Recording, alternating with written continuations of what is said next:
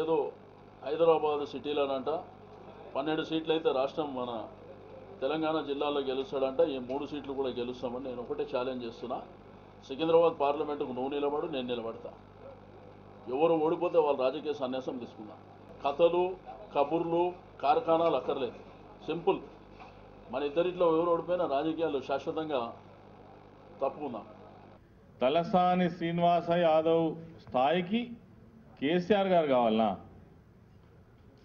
2004లో మా పద్మారావు మీద తుక్కు ఓడిపోయిండు. గుర్తుకు లేదా తలసాని శ్రీనివాస్ యాదవ్? అదేవిధంగా 2009లో పబ్లిక్తో సంబంధం లేనటువంటి ఒక సినీ తార మహిళ, ఆమె మీద కూడా చిత్తుగా ఓడిపోయి సావు తప్పి కళ్ళు లొట్టుపోయిన సంగతి నీకు ఇంకా గుర్తుకు రావట్లేదా? నీ స్థాయికి కేసీఆర్ పోటీ చేయాలనా? నీకు దమ్ము ధైర్యం ఉంటే మీ నాయకునికి చెప్పు. మా కేసీఆర్ దాకా ఎందుకు?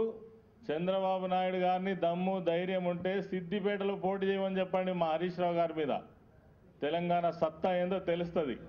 నువ్వు తల పైన కాదు కింద పెట్టుకొని నడిచిన ఒక్క సీట్ హైదరాబాద్లో గెలువో గుర్తుపెట్టుకో.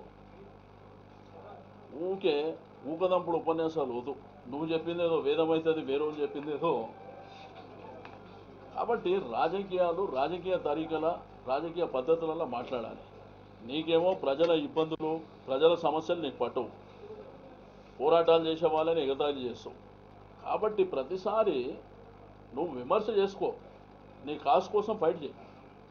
ప్రతిసారి ఏంటంటే తెలుగుదేశం పార్టీ మీద బురద జల్లడము, చంద్రబాబు నాయుడిని ఎగతాళి చేయడము, ఇది సరైనది కాదు.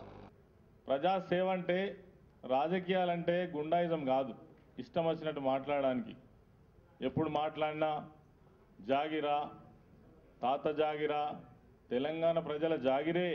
ఈ సంగతి నీకు తెలిసి ఉండాలి తలసాని శ్రీనివాస్ యాదవ్. తెలంగాణ ప్రజల యొక్క జాగిరే తెలంగాణ ప్రాంతం, రాష్ట్రం.